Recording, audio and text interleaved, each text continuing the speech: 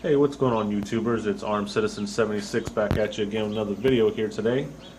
Today we're going to take a look at a new rifle I picked up, talk a little bit about it, discuss where I got it, why I ultimately chose this rifle, and just kind of go over some of the features to the gun and some of the things I plan on doing with the gun.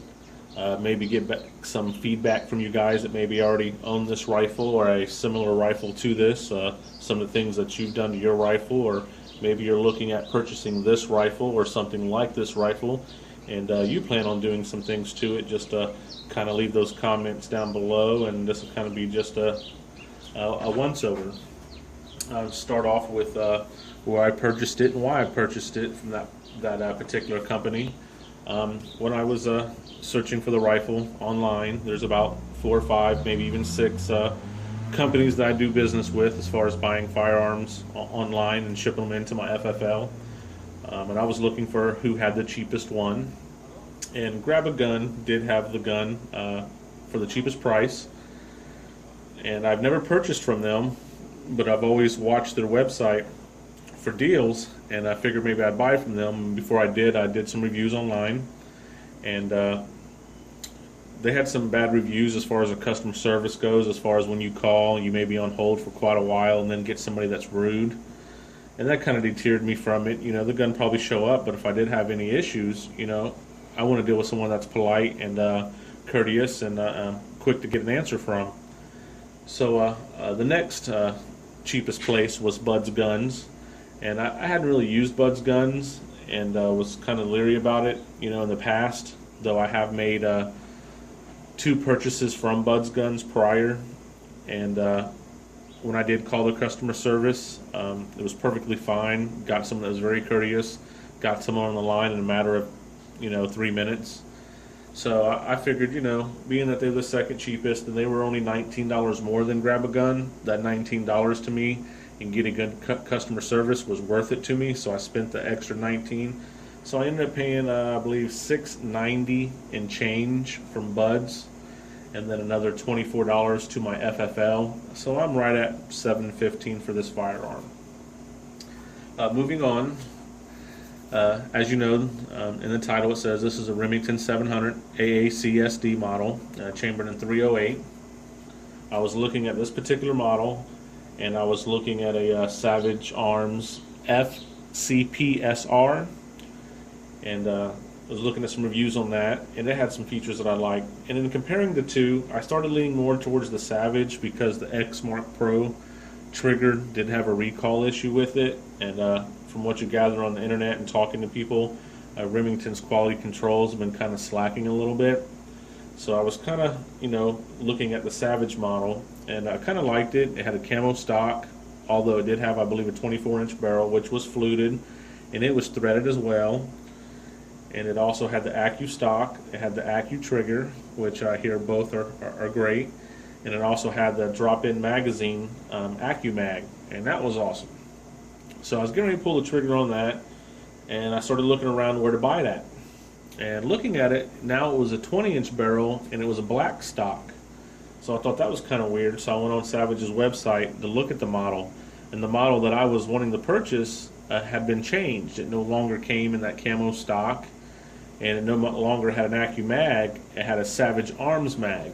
So I was like, all right, and it had a bigger bolt handle on it, which I liked. So I said, all right, well, it looks like I want this rifle even more now. They do make a 20-inch version, and it has the bigger bolt handle. So I went and did some reviews on that, watched some reviews, I should say, and read some reviews, and nobody really had anything good to say about the Savage Arms magazine since they switched it over, and the price did dramatically go down on it. And people were saying if you got it, you're going to have to change out the mag system because it sucks. And I was like, man, you know, it's always something. So I went back to looking at the Remington. I said the only flaw it had was the trigger, which down the line I'd plan on changing to a Timney or a dual trigger anyway. So I figured, you know, what the hell. The Remington is where everybody likes to start, you know, the long range builds off of is their action, not necessarily the barrel or anything else, but the action. And I was going to change the trigger anyway, and it looks like they had fixed the trigger in April of 2014.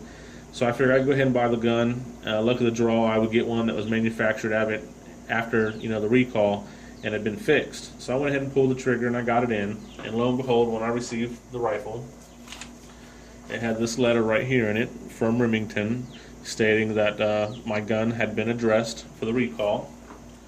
So I went on the website, punched in the serial number. It said that my gun was good to go. I even called the hotline and talked to an operator there, and they told me my gun was good to go and told me to look for a specific little punch mark on the gun, and that would definitely tell me the gun was done. So I looked where they told me, and it was there. And I don't know if you'll see it here or not. And even the guns that were made after the recall are still going to have this mark. And right here on the bolt release, a little metal piece there, you can see there's a little dimple in it from where they striked it with a little punch. And that's your bolt release on this firearm.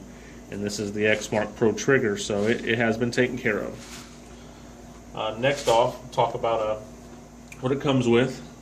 It has a 20-inch heavy bull barrel, which is threaded, which has a threaded end cap protector to protect the threads. It has the Hogue overmolded chili green stock, and I'll let you know it's not green.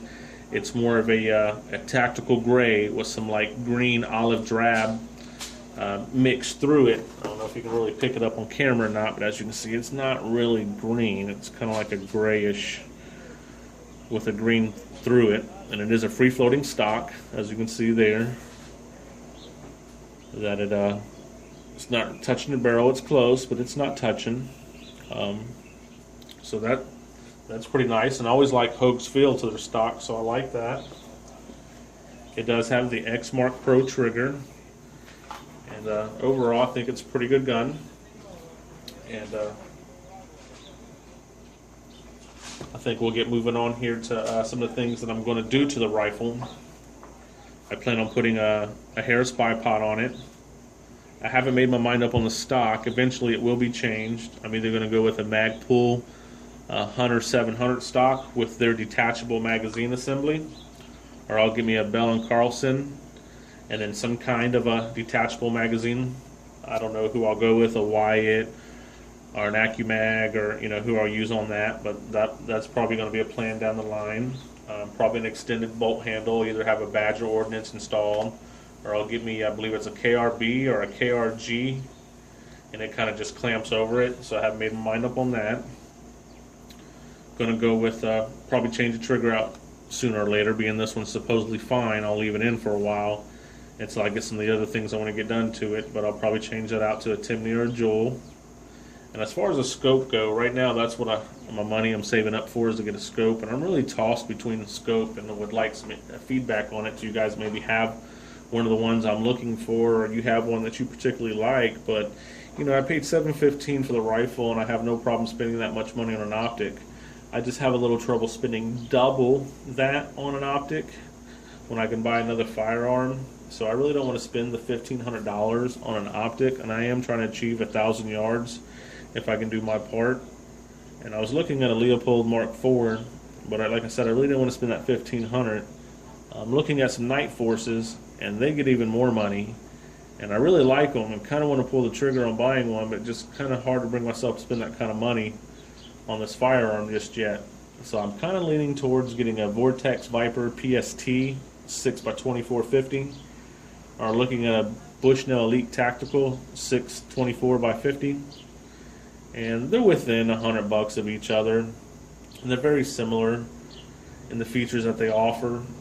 And I'm having a hard time deciding on which two. Bushnell's been around for many years, and Vortex is a new and upcoming optic company, and I don't know a whole lot about them. I just see a lot of people more and more are using Vortex. So I'm looking at $949 for a Vortex, and between, say, a 900 and 1,028 for the Bushnell. Those are kind of what I'm leaning towards. And then when I get them, I got to figure out what I'm going to do for a scope rail and scope rings. And I was kind of looking at some Leopolds, but if I'm not getting a Leopold scope, I probably won't use their rings and mount. I'll probably go with maybe a LaRue Tactical.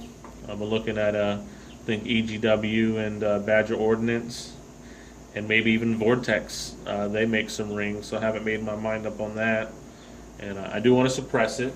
That's kind of one of the reasons why I chose this model, is I wanted to get into long range shooting, and I would like to be able to go and not have to wear, the earmuffs all the time. And if I decide to go hunting for some reason, and I make a shot, I'm not scaring everything within miles around me away. So that's another reason why I want to suppress it. That, and it's just cool. But that's kind of my plans for it, guys. Oh, and another thing, I was at my local, I went to local Walmart after I bought this firearm, right? Looking for some ammo just to see what it is. And this is another question I'm not quite sure on because it doesn't say it in the book, but you let me know.